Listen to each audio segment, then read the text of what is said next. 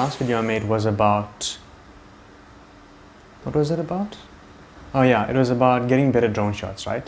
So I had a question which was, how do you get confident flying? And the simple answer is lots of practice. But I was just like that when I started. Like, I would sweat while I was flying, like literally just like dripping with sweat, because you're so nervous when you've got something in the sky with so many variables, like a bird could hit it, you could crash it, and it's a little bit easier said than done to get that confidence. But I've got a couple of tips with that as well. So what you want to do is, it is about settings, just for a very small degree. And what you can do is you can start getting more confidence and more trust in the DJI system. Well, I don't know what you're flying with, but I would assume it's DJI systems. And change the settings up a little bit. So always make sure you have your home point set. That is like, you have to do it no matter what. And even if you're in a car and you're moving in a car, always make sure you click the little man there. I'm going to show you that on the screen now. And if you aren't moving, then you're going to click set aircraft to current position, and make sure it's set, and don't ever take off if you don't have your GPS at least like 9 to 10 bars. So when you're taking off, your drone actually has a camera over here. So other than GPS, it takes a shot as you're coming up. So what I recommend doing is adjusting your return to home altitude.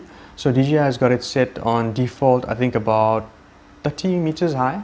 So what that means is, say if you lose connection, your drone is going to get higher, so it's going to go to 30 meters and then come back to you at 30 meters and then land wherever it remembered, wherever it logged the last point.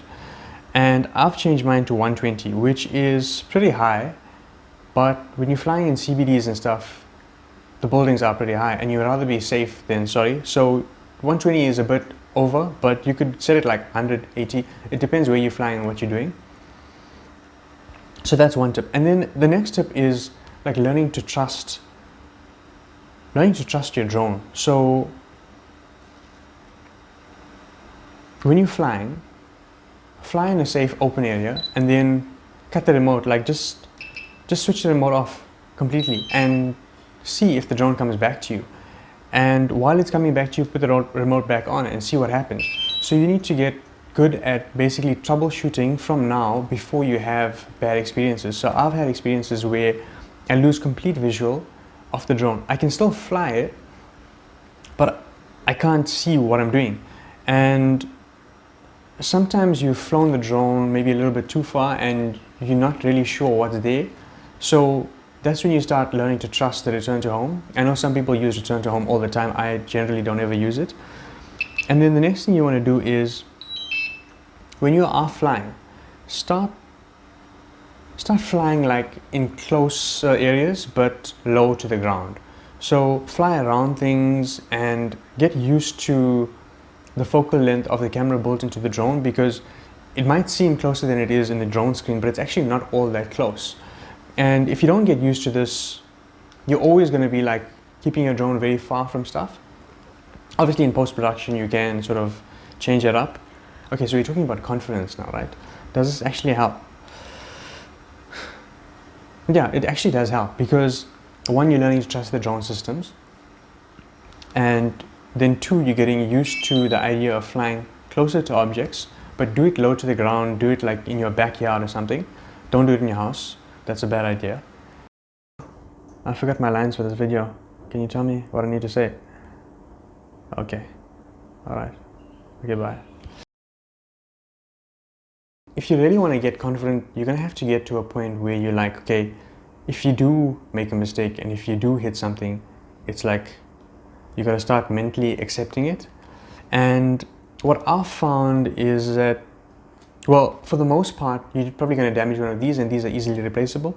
I also get some questions asking, aren't I scared to fly over the ocean?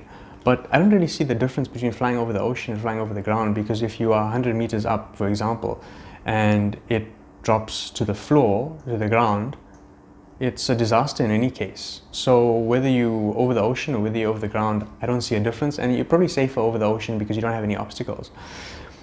there also comes a point where when you're flying and you sort of got to accept that if something happens, it happens. Like, it is a drone. The chances are probably higher than something that's not in the sky. So you just gotta take it as it comes, I guess. I have crashed my drone before. I've damaged these propellers a couple of times. I've replaced them a few times.